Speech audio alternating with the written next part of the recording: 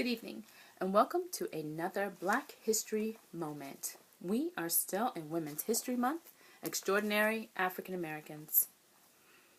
Ella Josephine Baker, Civil Rights Activist, 1903 to 1986. Strong people don't need strong leaders. Ella Josephine Baker. Ella Josephine Baker was born in Norfolk, Virginia, and grew up in Littleton, North Carolina.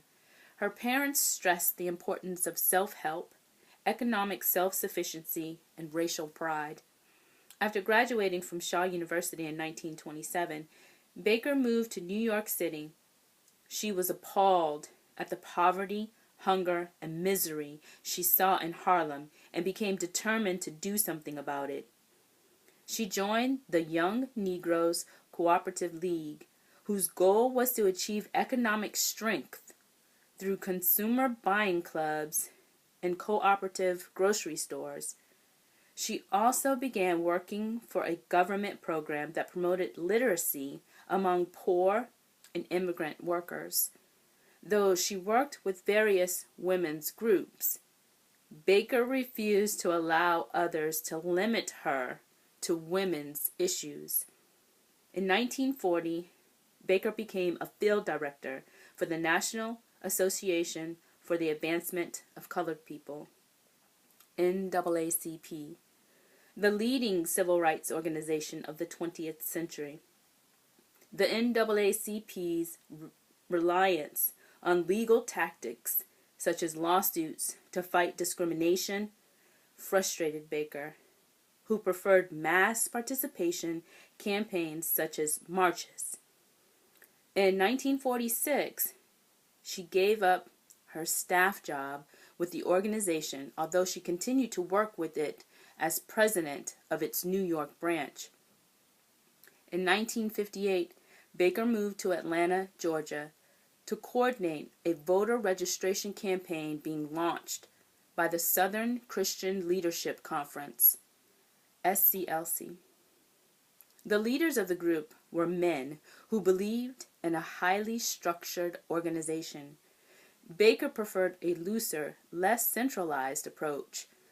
When a student-led sit-in campaign began in Greensboro, North Carolina, Baker left the SCLC to work with the student activists.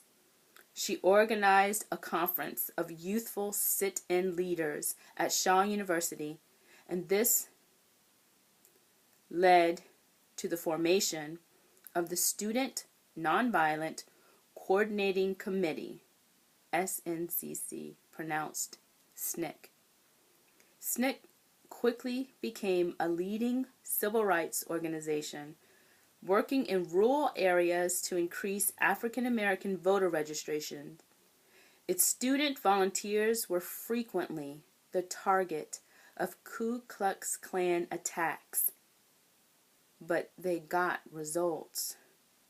In 1964, Baker helped establish the Mississippi Freedom Democratic Party, which challenged the all-white Mississippi delegation at the Democratic National Convention in Atlantic City, New Jersey.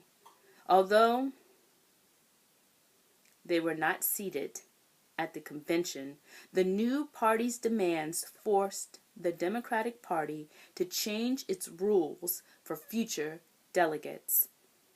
Baker is sometimes overlooked as a civil rights leader, although her impact was decisive and far-reaching.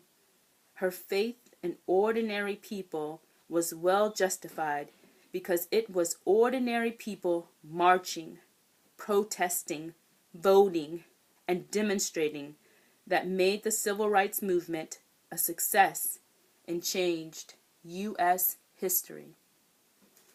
Thank you for listening to this Black History Moment.